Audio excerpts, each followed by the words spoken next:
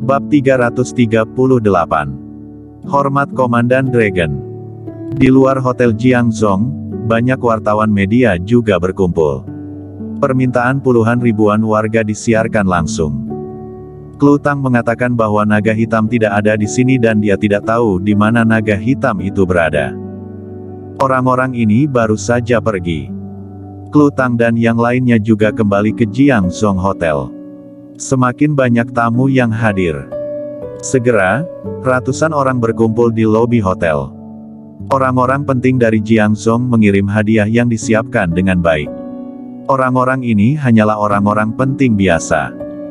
Orang-orang besar yang sebenarnya, seperti Business Alliance 5 Provinsi, Perhimpunan Sukarela Yongheng dan yang lainnya, Klu Tang tidak mengundang siapapun, karena keluarga Tang pernah timbul konflik dengan orang-orang ini dan keluarga Tang juga terlalu malu untuk mengirim undangan. Jasmine He menggantikan Klu Tang untuk menerima hadiah dan mulutnya tidak bisa ditutup karena terus tersenyum. Tidak jauh. Rilan Tang, mengenakan setelan pakaian berwarna merah dengan tongkat, beraura penuh, berbicara dengan beberapa orang penting dan berbicara tentang perkembangan perusahaan Yongle. Pada saat ini, Rilan Tang merasa bahwa keluarga Tang sudah menjadi keluarga kaya yang sebenarnya dan menjadi andalan Jiangzhong. Dan semua ini berkat cucunya, Klu Tang. Melihat begitu banyak orang besar yang hadir, dia mengambil mikrofon dan berkata dengan keras, "Semuanya, harap tenang, ada yang ingin aku katakan." Suasana yang bising menjadi sunyi pada saat ini juga. Semua mata tertuju pada Rilan Tang. Rilan Tang memegang mikrofon dan orang-orang dari keluarga Tang di sebelahnya penuh dengan pemandangan, menerima tatapan semua orang. Rilan Tang mengamati penonton dan berkata dengan keras, "Aku sudah tua, saatnya menikmati berkah. Keturunan keluarga Tang dapat diandalkan dan aku juga bisa pensiun dengan terhormat. Mulai hari ini aku umumkan bahwa Klu Tang telah menjadi kepala keluarga baru dari keluarga Tang. Aku percaya bahwa keluarga Tang akan semakin maju di bawah kepemimpinan Klu Tang." Prok, prok, prok. Tepuk tangan meriah pun terdengar. Rilan Tang tersenyum dan menyerahkan mikrofon kepada Klu Tang, lalu berkata, "Klu, ucapkan beberapa patah kata." Klu Tang mengambil mikrofon dan berkata sambil tersenyum, "Terima kasih semua telah datang ke pesta ulang tahun aku di tengah kesibukan kalian. Aku merasa sangat terhormat dan terima kasih semua." Dia membungkuk dalam-dalam. Kingston Jiang duduk di kejauhan, menonton dalam diam. Suryana dan Kintiasu duduk di sampingnya. Keduanya tahu tentang Kingston Jiang dan Klu Tang, lalu sekarang mereka sudah berpisah. Mereka juga takut Kingston Jiang akan sedih, jadi mereka pun menemaninya di sini. Tujuan kedatangan Kingston Jiang ke sini adalah untuk memberikan ucapan. Dia berdiri dan berjalan menuju Klu Tang. Ketika orang-orang dari keluarga Tang melihat Kingston Jiang datang, wajah mereka langsung menggelap. Bukankah ini Kingston Jiang, menantu keluarga Tang? Bukankah dia sudah bercerai dengan Klu Tang? Mengapa dia datang? Tidak tahu. Banyak orang berdiskusi dengan suara rendah. Di bawah banyak tatapan, Kingston Jiang datang ke arah Klu Tang.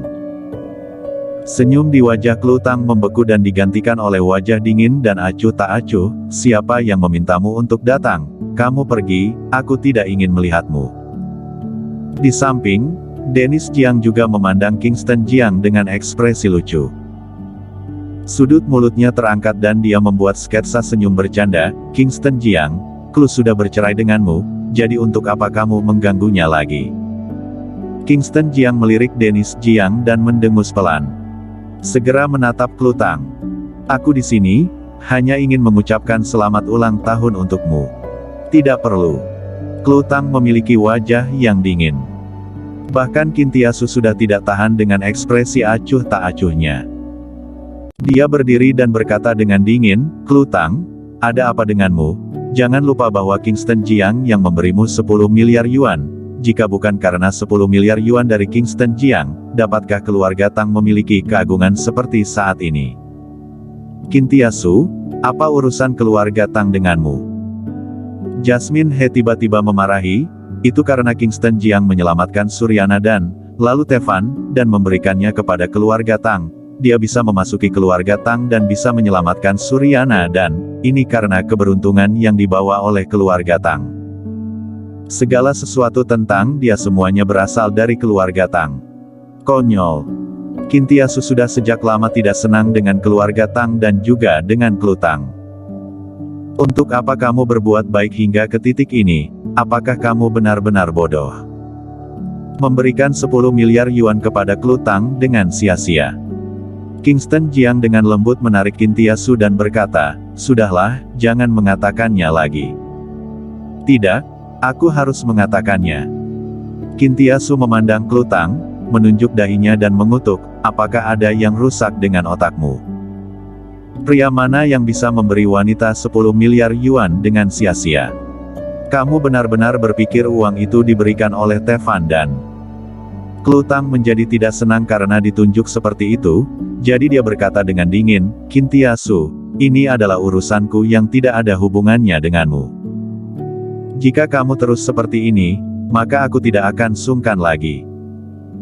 Benar-benar idiot karena meninggalkan pria yang begitu baik, kamu pasti akan menyesalinya." "Cukup!" Kingston Jiang berteriak. Qin Tiasu berbalik, memandang Kingston Jiang dengan air mata di matanya dan berteriak, "Kamu juga sangat bodoh." Setelah berbicara, dia lari sambil menangis. Banyak orang menyaksikan adegan ini. Mereka semua menunjukkan ekspresi seperti menonton sebuah pertunjukan. Semua orang tahu bahwa Klu Tang memiliki suami yang tidak berguna. Dia bercerai dengan Kingston Jiang dan kabar baik dengannya bersama naga hitam tersebar. Bagaimanapun juga ini adalah masalah pribadi mereka dan mereka tidak tahu banyak tentang itu. Suryana dan dengan lembut menarik Kingston Jiang, lalu bertanya dengan suara rendah, "Kak Kingston, apakah kamu baik-baik saja?" Kingston Jiang tersenyum tipis dan berkata, "Apa yang bisa terjadi? Aku baik-baik saja." Segera, dia menatap Klu Tang. "Sangat disayangkan kita tidak bisa terus bersama hingga akhir, tapi bagaimanapun juga aku masih berharap kamu bisa bahagia. Aku tidak butuh restumu." Wajah Klu Tang terlihat gelap. Qin Tiasu mempermalukannya di depan begitu banyak orang. Menurutnya, ini semua merupakan suruhan Kingston Jiang. Dia juga bertanya-tanya, bukankah Qin Tiasu selalu membenci Kingston Jiang? Mengapa dia begitu dekat dengan Kingston Jiang? Kemarin dia datang untuk membantu Kingston Jiang membujuknya, lalu hari ini dia memarahinya di depan banyak orang. Apakah hubungan persahabatan mereka tidak sebanding dengan seorang sampah? Kingston Jiang, keluar dari sini. Kamu tidak diterima di sini. Jasmine He menunjuk ke pintu dan berkata dengan dingin, "Klu telah bercerai denganmu dan kamu tidak ada hubungannya dengan Klu." Rilan Tang juga memandang Kingston Jiang, menghela nafas dan berkata, "Kingston Jiang, kamu telah bekerja keras sejak kamu memasuki rumah keluarga Tang dan aku melihat semua ini di mataku. Jadi sekarang karena kamu sudah bercerai dengan Klu, maka aku menunjukkan posisiku agar orang lain tidak mengatakan kami keluarga Tang tidak tahu diri. Berikan rekeningmu padaku, aku akan memberimu 10 juta yuan, sehingga kamu tidak perlu khawatir tentang kebutuhan keseharianmu." Bahkan Suryana dan sudah tidak bisa mendengarkan lagi. "Rilan Tang, apakah kamu benar-benar berpikir bahwa Kak Kingston akan kekurangan 10 juta yuan darimu? Jika dia kekurangan uang, dia tidak akan memberi Klu Tang 10 miliar yuan dengan sia-sia." "Suryana, jangan membahasnya lagi." Kingston Jiang melambaikan tangannya. Orang-orang yang menyaksikan pertunjukan di sekitar tampak bingung. Qin Tiasu berbicara tentang 10 miliar yuan. Sekarang Suryana dan dari keluarga dan juga berbicara tentang 10 miliar yuan. Mungkinkah Kingston Jiang si sampah itu benar-benar memberi 10 miliar yuan kepada Klu Tang? Bercerai setelah memberinya 10 miliar yuan. Jika seperti ini, maka Klu Tang terlalu tidak tahu diri. Suryana dan menutup mulutnya. Dan Kingston Jiang menghela nafas dalam-dalam.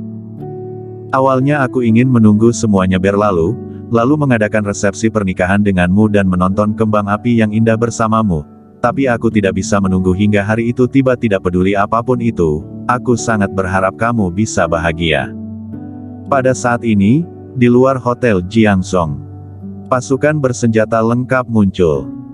Pemimpinnya adalah seorang pria parubaya yang mengenakan kemeja dan membawa bintang 5 di bahunya. Dia adalah Raja Xiaoyao, panglima tertinggi dari 5 provinsi, Raja Xiaoyao. Tadi malam, dia pergi ke ibu kota. Setelah pertemuan 1 malam, akhirnya diputuskan untuk mengembalikan posisi Kingston Jiang dan sekali lagi menjadi panglima tertinggi tentara naga hitam menuju ke belantara selatan untuk memimpin keseluruhan situasi. Ditemani oleh Moran dan tentara naga hitam. Saat ini mereka semua memakai baju mereka. Pada jubah perang, digambarkan seekor naga hitam yang hidup.